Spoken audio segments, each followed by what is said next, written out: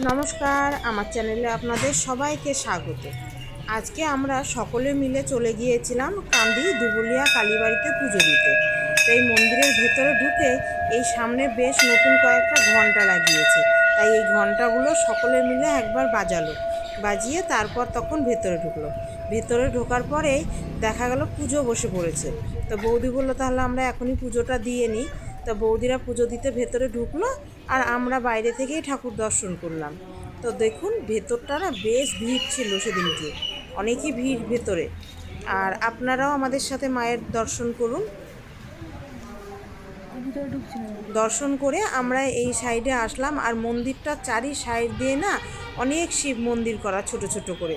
মন্দিরটি অনেক পুরনো, আর এই চারি সাইড দিয়ে আমরা ঘুরে ঘুরে শিব মন্দিরগুলো সব দর্শন করছিলাম। আর মনাই ভেতরে থাকলো না, মনাই আবার বেরিয়ে চলে এলো।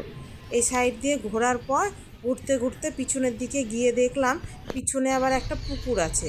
এই পুকুরটাও আমরা দেখছিলাম, আর এখানে একটা বড় কৃষ্ণচূড়া গাছ ছিল, কত ফুল ধরেছিল। তা করতে বৌদিদের পুজো হয়ে গিয়েছে, ওরাও বেরিয়ে পড়েছিল। ওরাও বেরিয়ে পড়ে বললো আমরা একটু সব শিব মন্দিরগুলো থেকে একটু ঘুরে আসি, তোমরা বসো। তা আমরাও সঙ্গে সঙ্গে ঘুরছিলাম। তারপরে এখানে কিছুক্ষণ বসে তারপরে তখন আমরা এখান থেকে বেরিয়ে যাব। আর এইখানে দেখুন ওরা কি সুন্দর ঝুড়িতে করে সাজিয়ে গুছিয়ে গোপাল ঠাকুরকে নিয়ে এসেছে। চলুন এবার আমরা বাইরে বেরোই, বাড়ি যাওয়ার পথ ধরবো। তা করতেই এই মন্দিরের পাশেই একটা মনসা মন্দির আছে, তাই মনসা মন্দিরটাতে মাম বললো চলো আমরা ওখান থেকেও দর্শন করে আসি।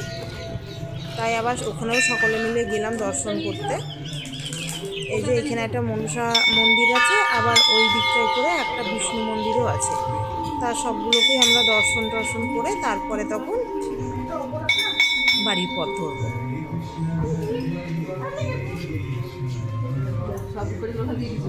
এখানে একটা বজরংবলীও আছে, সব রকমই আছে। এই যে এই মন্দিরটাও কিন্তু খুব সুন্দর। আর এখানেও সেদিন বেশ অনেক পুজো হচ্ছিল, সেদিন বুদ্ধ পূর্ণিমা ছিল যদিও বা। তো চলুন ভিডিওটি আজ এখানেই শেষ করলাম। ভিডিওটি কেমন লাগলো আপনারা জানাবেন।